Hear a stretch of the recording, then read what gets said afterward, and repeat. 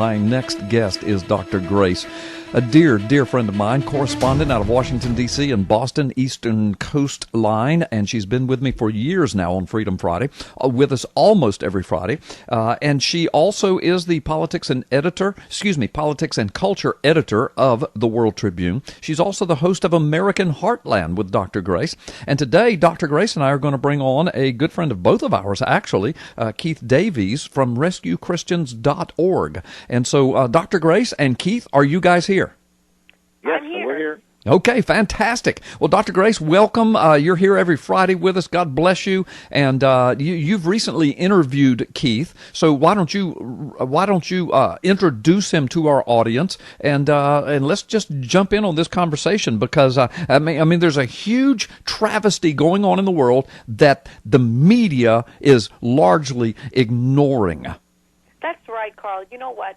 When I interviewed Mr. Davies on my show last week, I just could not believe what he was telling me, and I realized that I had to do whatever I could to ensure that this message gets out.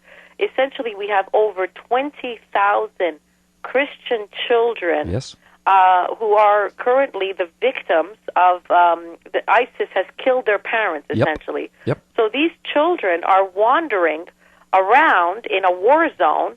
They need shelter, they need food, they need to be taken in. And so many of the elders in those areas, in those parts of the world which are now being basically besieged by ISIS, the adults themselves don't have enough food and shelter for themselves, let alone taking in others. So you have literally thousands of children, Christian children, who not only have seen their own parents murdered in all likelihood, who not only are going through who knows what, just trying to survive, they're basically just abandoned out there. And this man, Mr. Keith Davies, has undertaken a rescue mission, what's likely to become one of the largest rescue missions in human history. And I was so blown away both by the story and by the resources and the tenacity and the capacity that he has demonstrated in trying to address this humanitarian catastrophe. Right. And Keith, listen, I want to make sure I get this right. Is your last name Davis or Davies? I want to make sure I say it correctly. It's actually both. It's spelled Davies, but it's pronounced Davis. Oh, my goodness. Okay. Yeah, because, I mean, I see the spelling. It clearly says Davies, but I want to make sure we got it right. Well Keith, welcome to the show. It's actually the Welsh version of Davis. Okay. Okay, fantastic. Well, tell people, first of all, your website, and then just put the exclamation point on what Dr. Grace was saying, and tell us what's going on. And Dr. Grace, you just jump in. Sure will. Well, we started at Rescue Christians about 4.5 years ago. We've been working in Pakistan there for about 4.5 years, and we've a lot of experience in dealing with the persecuted issue.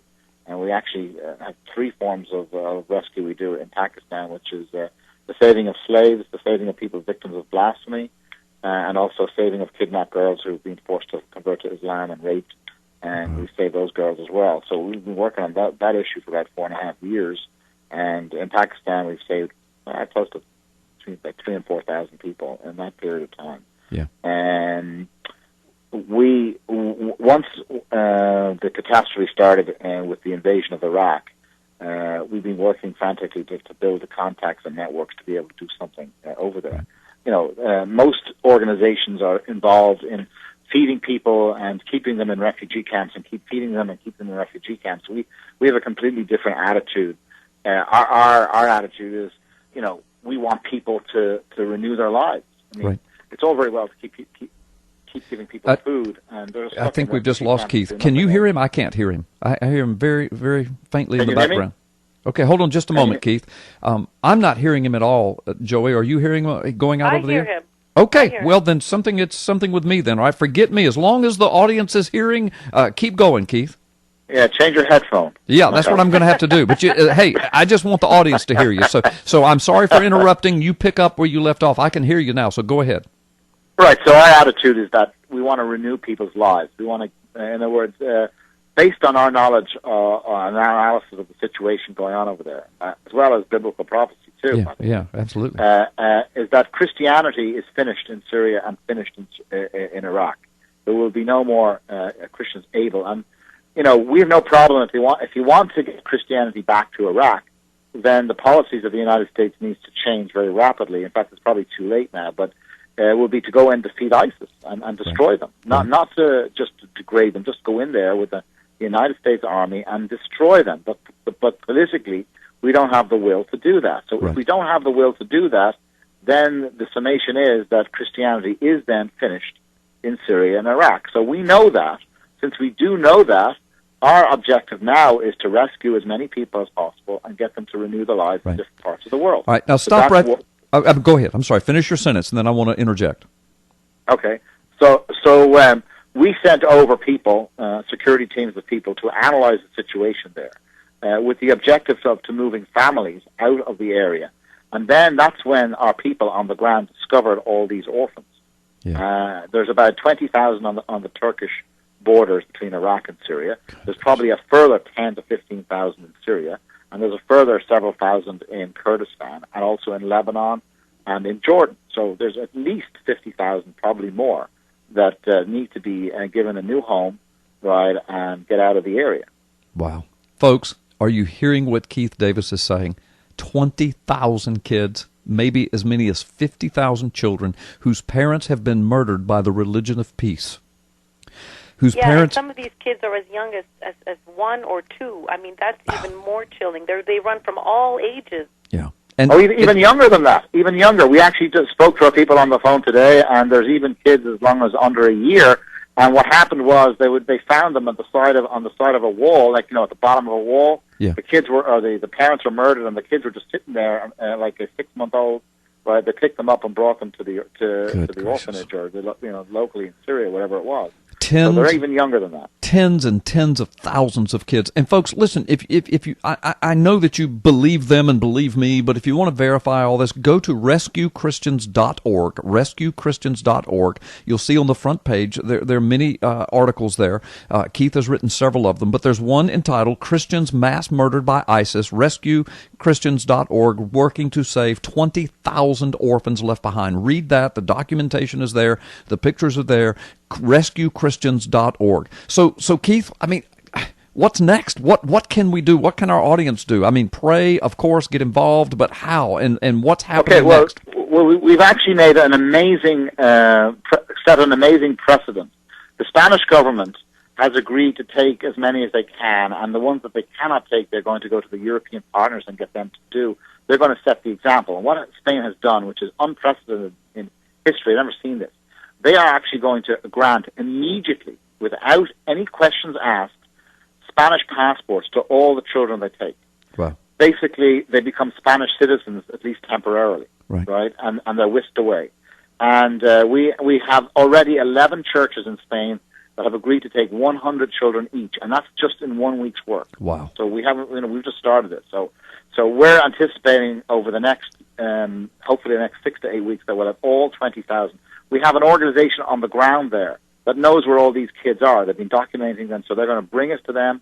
They just have to verify with the Spanish embassy on Monday, and then they're going to provide us with the 1,100 kids to start with. Right. So I'd say within the next 10 to 14 business days, the first planes will be in there taking the kids out. Amazing. And now people can go to rescuechristians.org and donate, right, to help you guys do this, because this is going to cost many tens of thousands of dollars. Yeah, that's millions right, of dollars. And millions they of also dollars need the resources to just get these kids out of there. So I'm so impressed with Mr. Davies for being able to, set up a means of getting these kids immediately out of there, immediately into the hands of people in Spain that are going to care for them. I cannot believe he's already achieved this, the Spanish government giving them Spanish citizenship. And then the next step after that is going to be to put these kids up for adoption, and they'll be able to be adopted in Europe or even from the United States, from anywhere. This is just unbelievable. And the challenge that Mr. Davies faces now is, how do we move all these tens and thousands of children out of that war zone into Spain? That's where we are. Mm-hmm. Right. Yeah, well, I mean, the cost of the actual airlift we estimate is between $12 and $20 million, because to fly a 737 costs about between $5,000 and $7,000 an hour, and it's 11 hours. It's 5.5 each way, there, and the empty plane, and come back with a full plane. Right. So it's about so each flight's about $70,000. So we multiply that by 200. Yeah. To do the math. Good about, gracious. A lot of money. But we're hoping that we're actually working. In fact, after I finish this call, I'm working on a report there's a billionaire in Australia that's got a check ready to go for $25 million. I have to try and write a good report so he'll give it to us. Oh, yes. That will solve the problem. Oh, yes. And if Freedom Friday can help in somehow and in returning some kind of favor to him, I mean, just let me know at PP Simmons News and Ministry Network, because we want to do whatever we can. And so I'm going to tell my audience right now, if you want to be a part of this, rescuing at least 20,000 children that the religion of peace has slaughtered their families and they're wandering around with no families.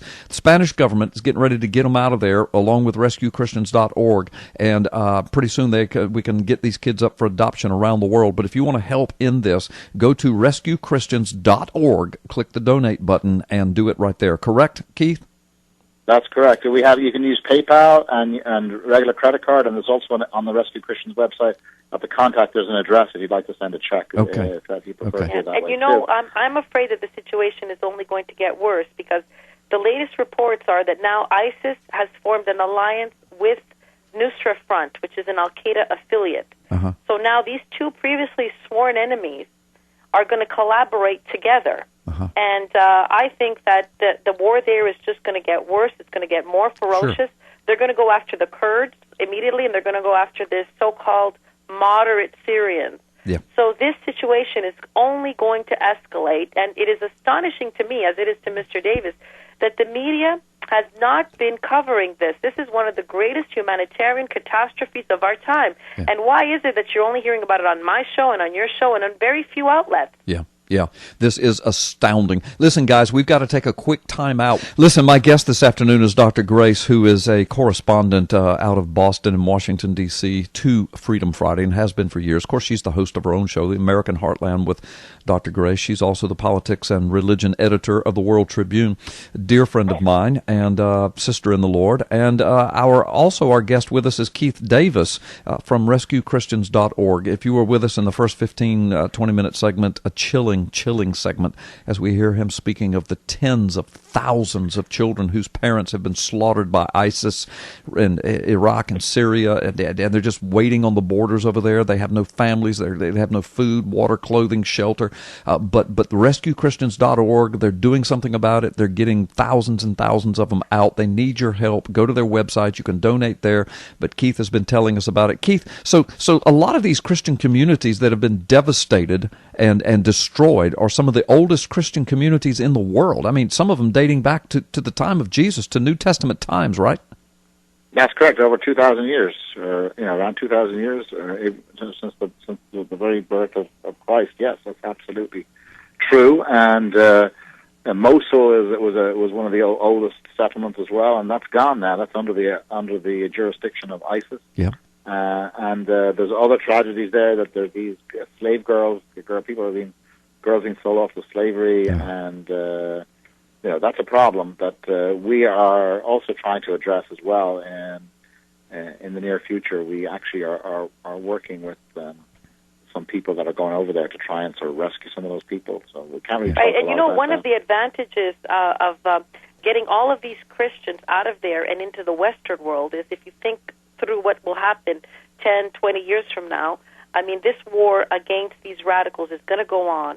And by rescuing these Christians, especially if we can get them into Christian homes as well, we're going to have perhaps our very own determined fighting force in the Western world against those. Because I can tell you this, those kids who have had their parents murdered by ISIS and Al-Qaeda will understand exactly what we're up against, yeah. and will also strengthen our resolve. As when Keith began the broadcast, he said, one of the problems is we don't even have the will to fight ISIS properly. I know. The Western world's resolve is very, very weak. I think that has to do with the current leadership, and definitely has to do with the current leadership. Yeah, it really does. But anyway, go ahead. Well, I think it's also the leadership in the church too. I mean, if you go, you can't, there's no militant Christianity left anymore. It's all about love thy neighbor, turn the other cheek, and that's it. And which is not correct teaching. Right. No, you're absolutely right. And those of us who do stand in the Word and do hit the hard points, I mean, we're ostracized by the rest of the clergy. It's ungodly. It's unbelievable. I mean, right. I mean, everyone reads the Bible and they all say support Israel's '67 war, but they won't support the war to save their own brethren? Right. Absolutely. In fact, since you said that, Keith, let me ask both of you, what do you think's going on? I know it's got to be political correctness, but we've got all these kids coming over our borders from Mexico. I mean, and we're told by our government leaders and media, oh, we've got to be compassionate, Okay, I understand that. But what about these Christian kids by the tens of thousands that are being slaughtered and our media doesn't even speak to it? Because the kids that are coming across the Mexican border are going to be voting Democrat. Exactly. And also, when you say the word, these are Christian kids, I mean, to our audience, to all the three of us, it goes right to our heartstrings. To them, it's like, well, why should we empower Christians anywhere? They want to persecute us, diminish our ranks. They want to, they literally don't care about Christians. They're trying to stifle us in every sphere in America. Why would a liberal executive running one of these media outlets care about the plight of Christian kids in the Middle East? Yeah, absolutely. And it's so contrary to the values that we have held in this nation for 200 years. Absolutely. It's absolutely transparent what's going on, and I'm not putting all the evils at the feet of Barack Obama, but we know that this guy has an affinity towards the Muslims anyway, and the Sunnis and Muslim Brotherhood. I mean, we've talked about that ad nauseum on this show, and how here's another example of not having the heart, not having the will to do what needs to be done, and I think it goes straight to the White House. Well, it's worse than that. I mean, come on. I mean, the reason that ISIS was able to do this was because of the inaction, of course, of the president, enabled by us, who wouldn't stop ISIS. And if he had, then there wouldn't be 50,000 refugees at all. And that's right. And then you remember, if you want to talk about a double standard, when you had 20 girls that were kidnapped by Boko Haram in Africa, the president and the first lady went on a social media crusade to bring attention to it. That was 20 girls who were kidnapped by radical extremists, and here you have 20 to possibly, increasing up to 50,000 kids displaced by these extremists. Not a peep from the president, not a peep from the first lady. Yeah. It's outrageous. Well, it's worse than that, because think about this for a second. What did the left say about war? And any time the American army goes in, or the military goes in to try and do something, the left comes out and condemns the military for killing women and children in the heat of the night. All this nonsense and maligning our military, right? And now, as a result of the policies of the left and not acting with strength and pulling our troops out too early, hundreds of thousands of people have been murdered by ISIS because we wouldn't do anything about it. Yeah. A brilliant point, Keith. Absolutely brilliant point. Folks, we've got about 1 minute left before I've got to close for a hard break. How do y'all want to wrap this up? Well, Keith, I think you should tell the audience how you've also made it possible for these kids to be adopted quicker than usual, which is another miracle that he's been working. 45 seconds. Because the Spanish government has given these people passports, the kids passports, when they come to the country, they will then legalize them so they can be adopted to the Hague Convention, right, to the proper legal sources. And the way we were able to get the Spanish government to do this was through Her Royal Highness Princess Irene, who is a patron of our partner in Spain, our partner charity of Rescue Christians in Spain. Their patron is the Princess Irene, and she contacted the Foreign Affairs Department of Spain, and that's how we were able to get sent this. Wow.